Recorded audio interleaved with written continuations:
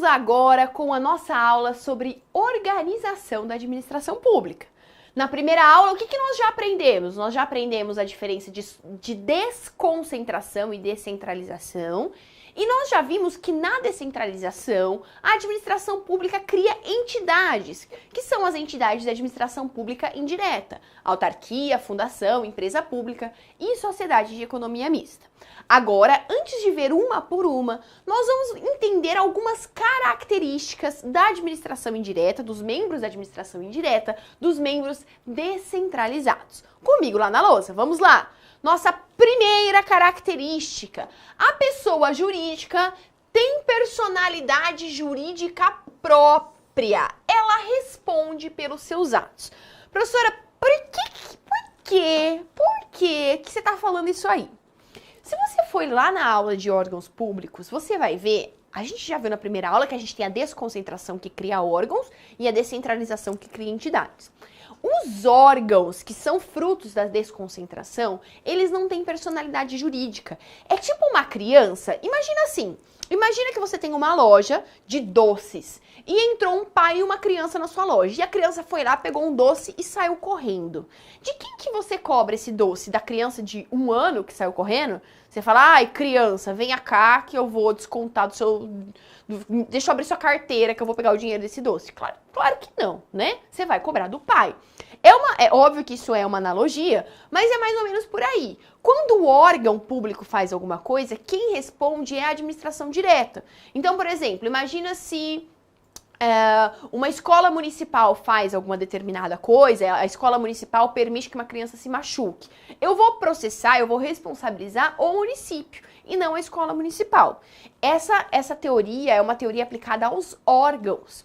As entidades que são frutos da descentralização é diferente. Aqui na entidade não, ela tem personalidade jurídica própria. Ou seja, se o motorista de uma autarquia te atropela, quem que você vai processar? A autarquia. Ela é autônoma, tá bom? Então, os membros da entidade, da administração pública indireta, as entidades, ela tem personalidade jurídica própria e ela responde pelos seus próprios atos. Voltando lá na lousa comigo, próxima característica, a criação e a extinção das pessoas jurídicas se dá por lei específica.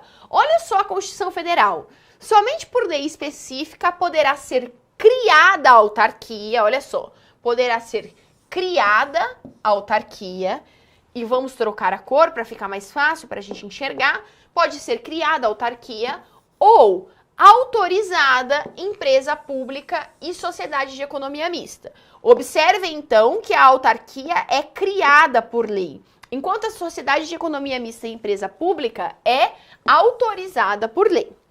E de fundação, cabendo à lei complementar, neste último caso, definir as áreas de atuação. Em relação à fundação, então, a fundação é autorizada por lei, ficou faltando grifar, né, professor? Você vai fazer um negócio, faz o negócio direito. Empresa pública, sociedade de economia mista e fundação. Beleza, ficou melhor assim. E a fundação, além de tudo, ela é definida pela lei complementar. Então, a gente tem que a lei cria a autarquia e autoriza a empresa pública, sociedade de economia mista e fundação, sendo que no caso da fundação, ela é regida, é definida por lei complementar. Ah, tem um quadrinho aqui, olha só, eu rabiscando à toa. Lei ordinária específica cria autarquia ou fundação pública de direito público. A gente vai ver, quando a gente estudar fundação, que fundação pública de direito público, ela é equiparada à autarquia, tá? E a lei ordinária específica autoriza, criar e autorizar são coisas distintas, né? A empresa pública, a sociedade de economia mista e a fundação pública de direito privado. Lembrando que no caso da fundação, ela tem as suas áreas de atuação definida por uma lei complementar. Beleza? Próxima característica, ela não tem fins lucrativos. Lógico, né, gente? São pessoas jurídicas instituídas pelo poder público. Tem finalidade específica e está vinculada a essa finalidade. Galera, aqui o negócio ficou sério. Isso aqui, inclusive, é um dos princípios da administração pública. Você que assistiu a aula de princípios, você sabe disso. Que quando a administração pública direta cria uma entidade da administração pública indireta, ela dá uma finalidade para essa entidade. Ela vai falar assim, ó, você vai cuidar da saúde, você vai cuidar da educação, você vai cuidar de X coisa. Não pode a pessoa que cuida da saúde, de repente, começar a coletar lixo na rua.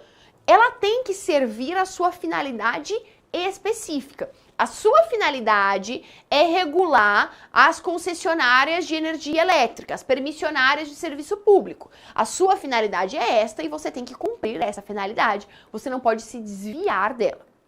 Voltando na lousa comigo. Supervisão e controle, nós já falamos sobre isso, né? Que não tem uma hierarquia, tem uma supervisão e um controle por parte da administração pública direta. São sujeitas à licitação. Claro, né, gente? Elas prestam aí um serviço público e elas são sujeitas à licitação. Além de tudo, a responsabilidade é objetiva pelos atos de seus agentes. Se você for numa aula que chama Responsabilidade Civil da Administração Pública, você vai ver que quando agentes públicos cometem um ato, o Estado responde de forma objetiva. Isso se estende aos membros da administração indireta. Então, se um motorista de uma autarquia te atropela, você pode processar essa autarquia e a autarquia tem responsabilidade objetiva. Professora, o que é responsabilidade objetiva? Eu não sei do que você está falando. Vai até a aula de responsabilidade civil da administração pública que você vai entender um pouquinho melhor. Muito bem, agora, volta aqui comigo um pouquinho, a gente já viu todas as características gerais dos membros da administração indireta e agora nós vamos passar a ver uma por uma. Nossa, professora, uma por uma? Uma por uma. Respire e tenha paciência, que com calma a gente vai ver devagarzinho, uma por uma, nós vamos aprender todas, vocês vão ver que é super fácil. A primeira entidade é a autarquia, essa chove em concurso público. A autarquia, gente, é muito fácil de identificar e ela é muito legal. Por quê? Porque a autarquia é muito parecida com a administração pública direta. As prerrogativas da autarquia são muito similares com as prerrogativas da própria administração direta, da própria União, do próprio Estado, do próprio município. Então é bem fácil de identificar. Vamos comigo lá na lousa falar um pouquinho de autarquia. A autarquia é uma pessoa jurídica de direito público, com prerrogativas e sujeições muito similares à administração direta. A diferença é que não possuem capacidade política, mas só administrativa. Então, por exemplo, a União, ela tem capacidade política e administrativa. Uma autarquia federal, ela tem a mesma capacidade administrativa da União, só não tem capacidade política. Professora, o que seria, né? Vamos pensar em alguns exemplos de autarquia. Nós temos aqui algumas autarquias super famosas, o INSS, o Bacen, que é o Banco Central, né? O IBAMA, o CAD, o INCRA, o CREA, o CRM, o CREA que cuida de engenheiros, né? O CRM que cuida da regulação dos médicos, universidades federais, conselhos de classe, todos eles são autarquias. Professora, o que significa o fato do IBAMA ser uma autarquia? Significa que o IBAMA tem plena autonomia, plena, e ele está sujeito a todas as obrigações da administração direta e ele tem todas as prerrogativas, todas as coisas boas da administração direta. Então o IBAMA e o INSS, eles parecem muito com a administração direta, é muito similar. Como eu disse, somente não tem capacidade política.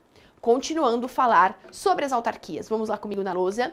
A autarquia, então, tem algumas características. A primeira delas, a gente já viu, né, que ela é criada por lei. A segunda também, a gente já falou um pouquinho, que a autarquia, ela tem fins ou atividades especiais e ela deve respeitar estes fins, né?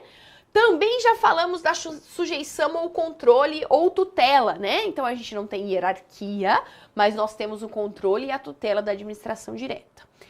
Vamos agora falar de uma coisa específica da autarquia. A autarquia, gente, ela é dotada de autonomia gerencial, orçamentária e patrimonial. A autarquia, ela é super independente, assim, ela se cuida sozinha, ela tem autonomia em tudo. Como eu disse para vocês, ela só não tem poder político, mas de resto ela é muito similar à administração direta.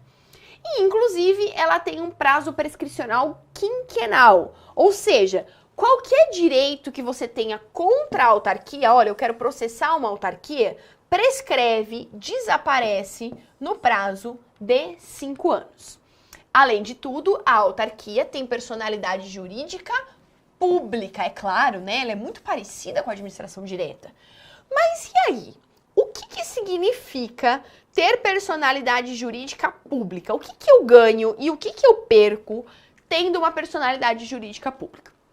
Primeiro lugar, não exerce atividade econômica, mas sim atividades típicas da administração pública. Então, a autarquia, assim como a administração direta, exerce atividades de fins sociais e não atividades econômicas. Além de tudo, os bens da autarquia são iguaizinhos os bens da administração direta, os bens da União, do Estado e do município. Ou seja, eles são impenhoráveis, inalienáveis e imprescritíveis. Olha como parece, tá, gente?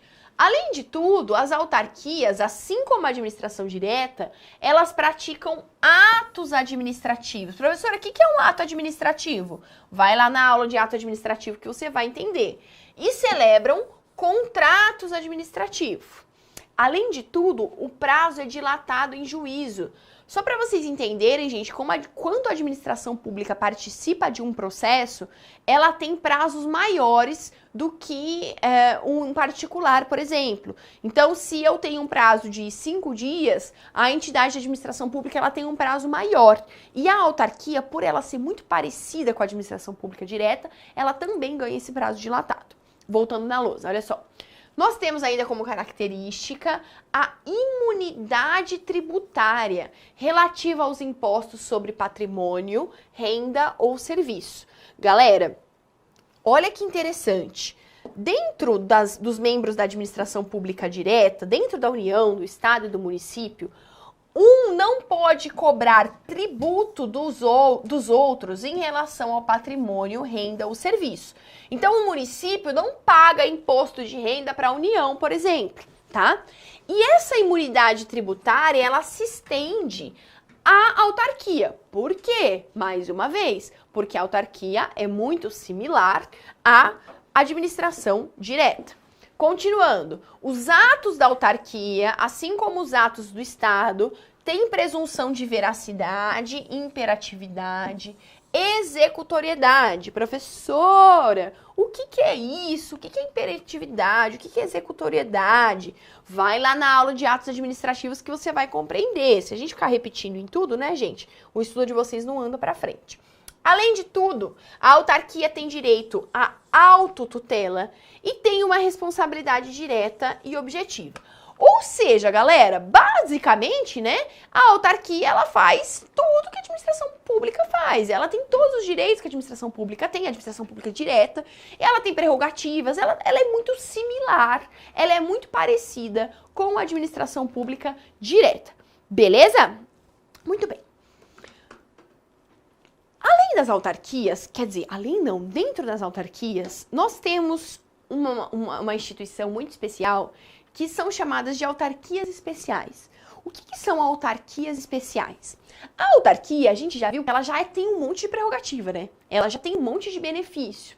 Só que, além de tudo, a autarquia especial é chamada uma super autarquia. Ou seja, ela é uma autarquia com um bônus, com um plus. Ela tem todos os direitos, todas as prerrogativas que a autarquia tem e tem algo a mais. Ela tem um tchan, algo que a diferencia. Professora, não entendi nada, repete. Vamos lá. A autarquia tem suas características, que nós acabamos de estudar.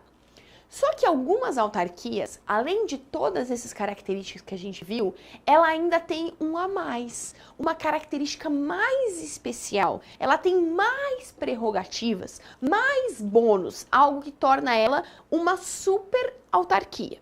Essas autarquias especiais nós vamos passar a estudar agora, comigo lá na lousa. Olha só, autarquias especiais ou superautarquias. Não vai, é que a prova de vocês é objetiva, né? Mas na prova escrita, não vai me escrever super autarquia, né? Possuem autonomia mais acentuada e maiores prerrogativas. Professora, mais prerrogativa? Mais. A autarquia normal já tem prerrogativa, imagina a autarquia especial. Tais quais as autarquias corporativas, por exemplo, o CREA e o CRM, que vão reger aí entidades de classe, e agências reguladoras, como por exemplo a Anvisa. Todas essas autarquias, então, são autarquias especiais. Vamos começar com a nossa primeira autarquia especial, que é a agência reguladora. O que é isso, gente? Olha só. O Brasil passou por um período, né? Não sei se você vai se lembrar, se você é mais novinho, mas o Brasil passou por um período de privatização, onde alguns serviços públicos foram designados a particulares, a empresas particulares. Uma vez que o Brasil fez isso, apesar desse serviço público estar com particular, ele precisava ser regulado, ele precisava ser analisado, né? Então, por exemplo, eu tenho um hospital, o hospital é particular, mas, poxa, o hospital particular, ele não está prestando um serviço de saúde? Quem que vai regularizar isso? Quem que vai checar isso? Ah, eu tenho uma universidade particular. Ah, essa universidade particular, beleza, legal, mas quem que vai checar essa educação? Então, as agências reguladoras, por isso que vem o nome reguladora, elas foram criadas para regular esses serviços públicos que foram privatizados, que passaram a empresas privadas. E aí surgiram nós temos diversas agências reguladoras. A ANS, nós temos várias. Vamos comigo lá na lousa ver então um pouquinho sobre agências reguladoras. A agência reguladora, então, é uma autarquia em regime especial que exerce poder de polícia através de fiscalização e imposição de limites previstos em leis, além de regular atividades objetos de concessão, permissão ou autorização de serviço público. Então, no caso, eu tenho um serviço público que não é prestado pelo Estado, nem pela administração direta, nem pela administração indireta. Ele é prestado pelo particular, através de concessão, permissão e autorização. Então, a gente tem, por exemplo, a Anvisa, a ANS, a ANEEL, a Anatel, a ANP, a ANA. Nós temos diversas agências que regulam estes serviços que agora foram privatizados, que são exercidos aí por particulares. Por exemplo, a gente tem diversas empresas de energia elétrica que vão lá cuidar do fornecimento de energia elétrica para a população. São empresas privatizadas, empresas particulares que prestam um serviço público. Quem que vai fiscalizar isso? Quem que vai ver se está tudo dentro dos conformes? As agências reguladoras. Certo? Continuando comigo lá na lousa. Quais são as peculiaridades da agência reguladora? Por que a agência reguladora é uma super autarquia? Primeiro lugar, é óbvio, né, gente? Vou até retornar aqui.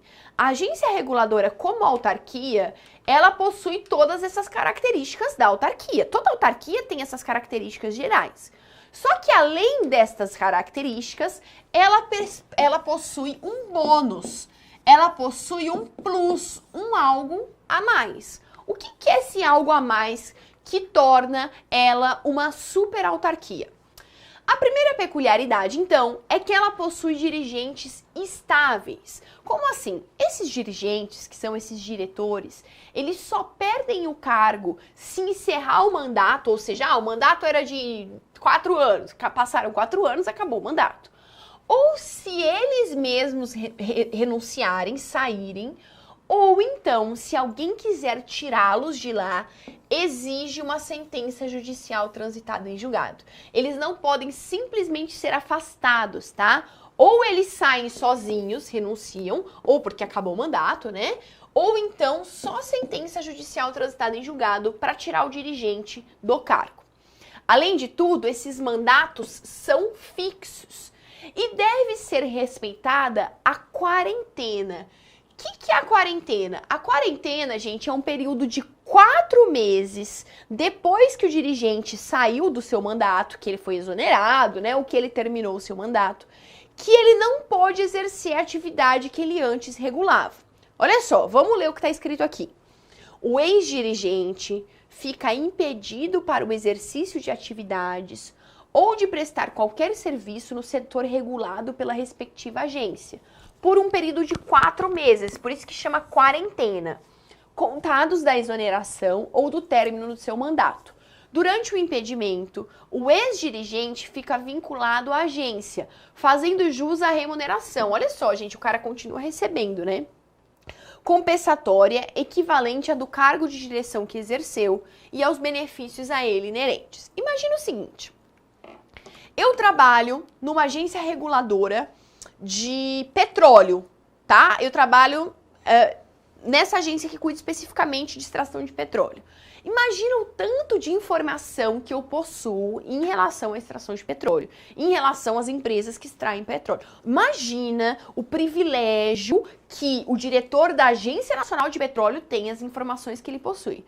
Aí o cara termina o mandato, o que ele faz? Vai trabalhar numa empresa de extração de petróleo, ele vira diretor dessa empresa que extrai petróleo.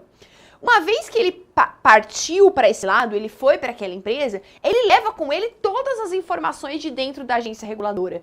Por isso que existe esse período de afastamento, essa quarentena, que são os 4 meses, que o cara fica fora da agência reguladora, o novo diretor consegue, né, estabelecer as suas novas diretrizes e só então o cidadão é liberado para continuar a trabalhar naquele setor, né, gente? Imagina assim, o cara era diretor da Agência Nacional de Águas, e aí ele vai trabalhar no Ministério da Educação, ou numa empresa que cuide de educação.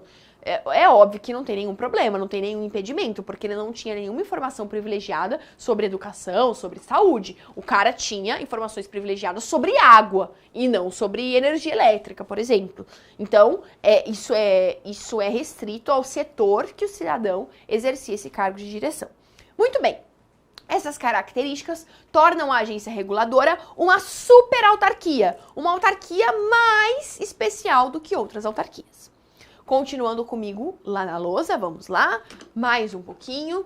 Nós temos ainda uma outra forma de super autarquia, que são as agências executivas. O que são agências executivas? As agências executivas, gente, são o seguinte, vem aqui comigo um pouquinho.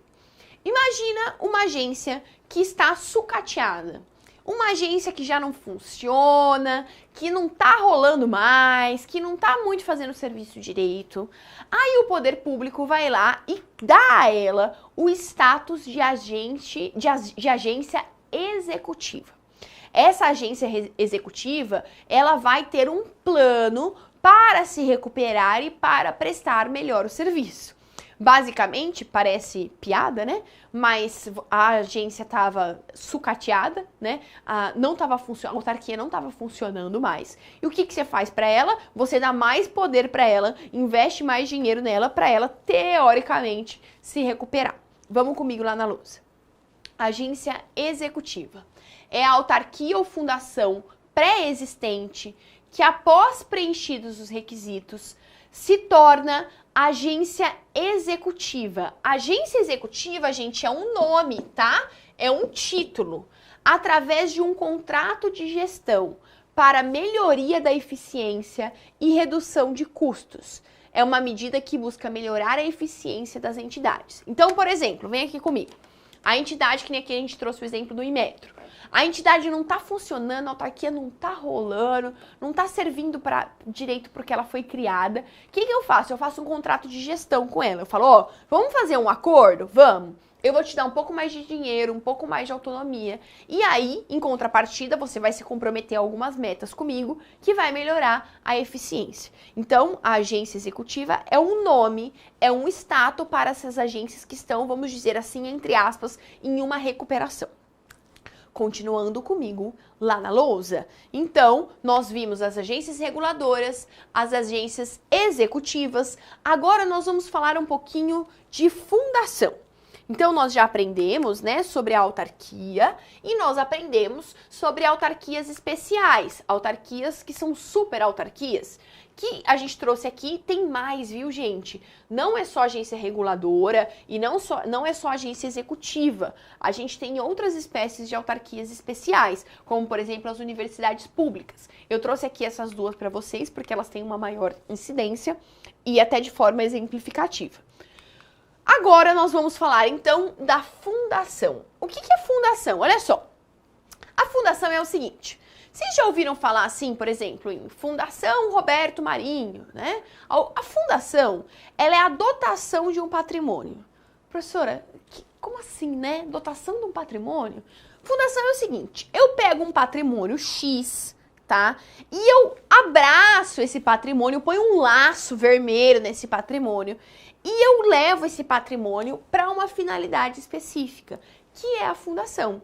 Então, a fundação é uma junção de um patrimônio que vai ser utilizado para persecutir algum fim. A fundação, ela pode ser pública ou privada. Então, pode ser, como eu dei o exemplo para vocês lá no começo da primeira aula, pode ser que eu, uma pessoa muito rica, crie uma fundação de direito privado. Ou pode ser uma fundação criada pelo poder público, de modo que ela se torna uma fundação pública. A fundação privada é de interesse do direito civil, a gente não estuda aqui no direito administrativo. A fundação pública, que é aquela criada pelo poder público, é matéria de direito administrativo. Fazendo uma ressalva que a fundação pública, ela pode ser dotada de dois regimes. A fundação pública, ela pode ser de direito público, ocasião que ela se assemelha, se iguala à autarquia. Ou ela pode ser de direito privado. Ela é pública, porém de direito privado. Vamos lá na lousa que vai ficar mais fácil. Vamos comigo lá, olha só. Eu trouxe um quadrinho aqui para vocês, eu acho que vai ficar mais claro. Olha só. A fundação, então, ela pode ser pública ou privada. Essa fundação privada aqui, ela é matéria do direito civil, tá? A gente não estuda ela em direito administrativo. E aí a gente tem aqui a fundação pública, que é aquela criada pelo poder público.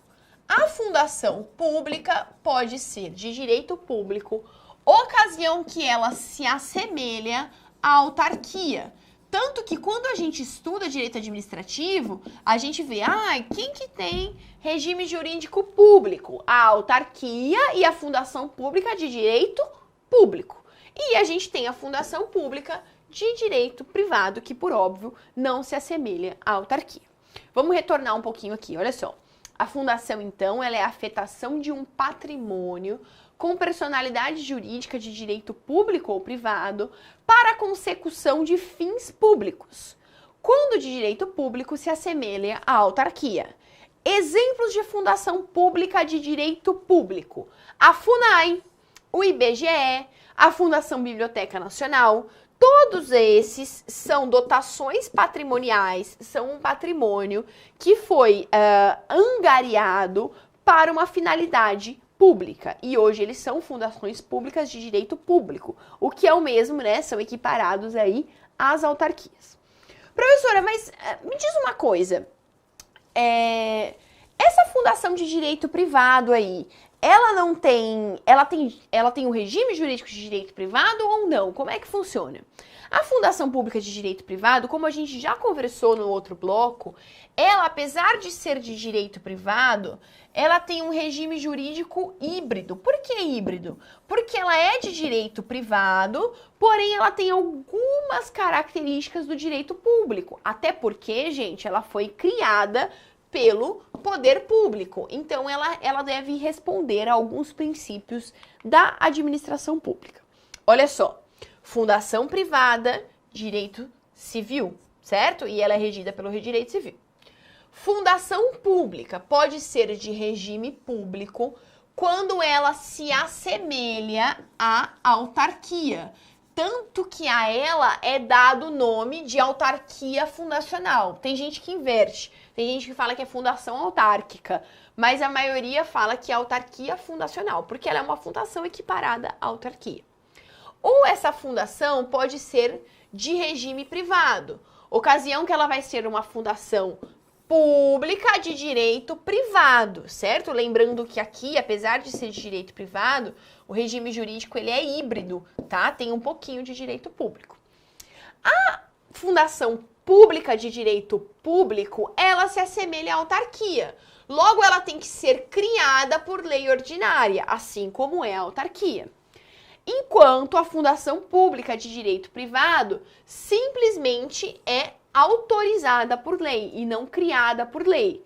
Lembrando que as finalidades, a organização da fundação pública de direito público é regulamentada por lei complementar. Cuidado, tá, gente? Tem lei ordinária e lei complementar, tá? São coisas distintas. Beleza? Muito bem. Vem aqui comigo um pouquinho, então. Então, nós vimos até agora as autarquias, que são pessoas jurídicas de direito público. Nós vimos que ela é muito parecida com a administração direta. Nós vimos as fundações, então, elas podem ser as fundações públicas, né? As fundações privadas a gente nem estuda aqui. As fundações públicas podem ser de direito público e de direito privado. A fundação pública de direito público é igualzinha à autarquia, tanto que ela é chamada de fundação autárquica, ela é criada por lei, ela é igualzinha à autarquia. E a gente tem a fundação pública de direito privado, lembrando que ela recebe aí um regime jurídico híbrido. Essas duas entidades que nós vimos até agora são entidades públicas de direito público. Lembra que a gente fez uma tabelinha no outro bloco? Do lado esquerdo tinham as entidades públicas de direito público. Então a gente tem autarquia, fundação. Agora, nós vamos ver as entidades de direito privado, que são as chamadas empresas estatais. Eu vou dar 5 minutinhos aí para você respirar, para você comer alguma coisa, ir no banheiro, e a gente volta daqui a pouquinho para falar das empresas estatais.